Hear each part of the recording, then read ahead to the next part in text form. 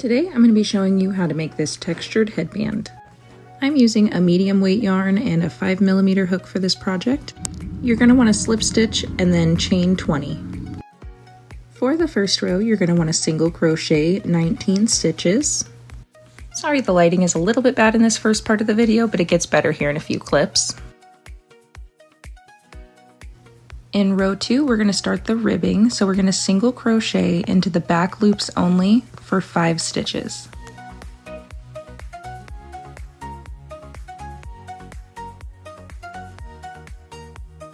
Then we're going to do half double crochets into the next 9 stitches. There should be 5 stitches left over for the ribbing, so we're going to single crochet into the back loop only of those stitches, and then chain 1 and turn your work. That chain 1 does not count as a stitch. Repeat this for 1 more row, so we're going to have a total of 3 rows before we start the texture. This is how it should be looking so far. I've already completed the 5 single crochets into the back loops, and I'm going to be starting on the bubble stitch. This bubble stitch is basically 5 connected double crochets, so you're going to want to make a double crochet and pull it through 2 loops, and then instead of pulling it through the other 2 loops, you make another double crochet, pull it through those 2 loops, and do that 5 times, and you should have 6 loops on your hook. Yarn over and pull through all 6 of those loops. If you turn it over, this is how it should look on the other side.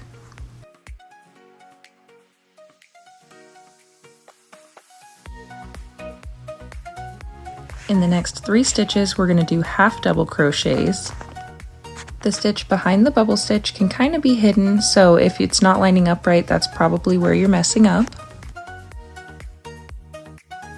Now we're going to make the bubble that's going to be exactly in the middle of the project. I sped it up a little bit on this first row of bubble stitches because the lighting is a little bad, but I add another light for the next row and you can see it a lot better then. You're going to do half double crochets in the next 3 stitches. Then we're going to add another bubble, and it should line up to where you have 5 stitches left. For every row of this project, the first and the last 5 stitches are going to be back loop only single crochets.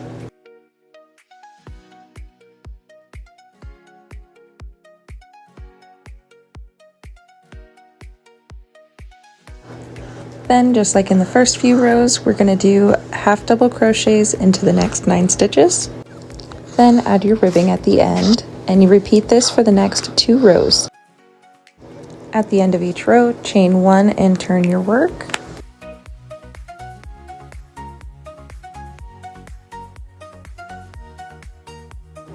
In this lighting, you can see a little better what I'm doing with the bubble stitch, but that's always going to go right after the ribbing.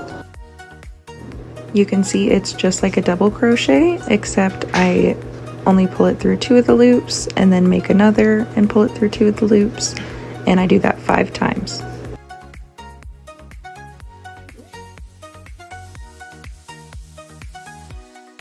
Once you get 6 loops on your hook, yarn over and pull it through all of them.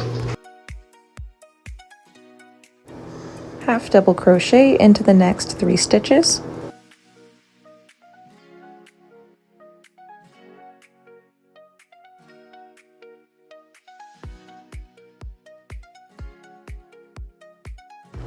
Then do another bubble into the following stitch.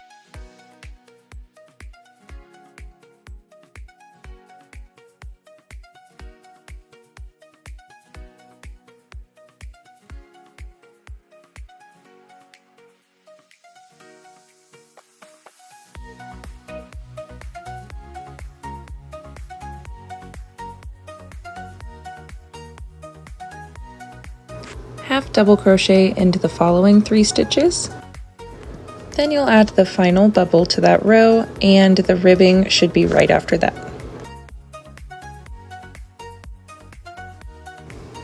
The bubbles will always land on the first and the last stitch right after the ribbing.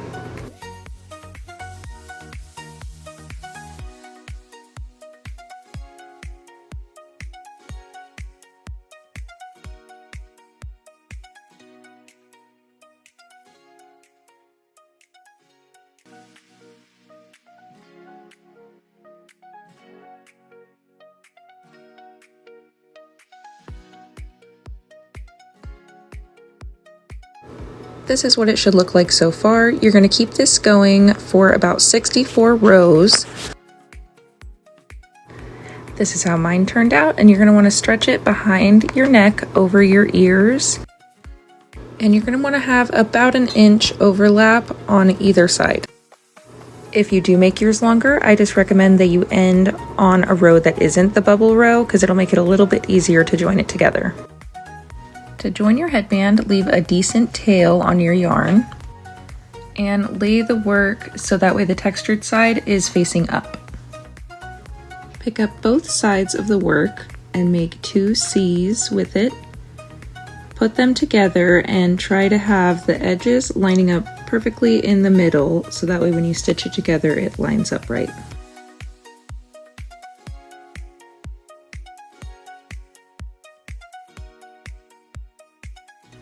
After I get it in the right position, I'll lay it kind of flat, make sure all the stitches are lining up properly before I start stitching anything. It comes in really handy for this headband that the bubble is right in the center of the project, so you can line that up with that stitch. Once it's looking like this, you can start stitching it together. When you're sewing it together, just make sure you're going through each layer of fabric.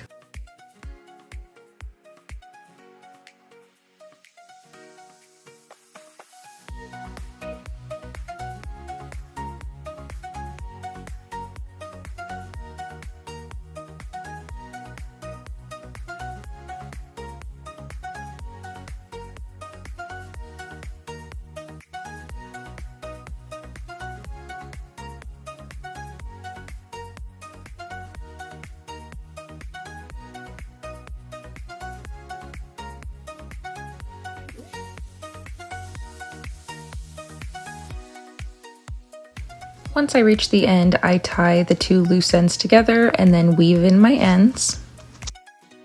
This is how it should be looking at this point. We're going to flip it right side out and kind of adjust it, pull it around and make sure that it's laying flat.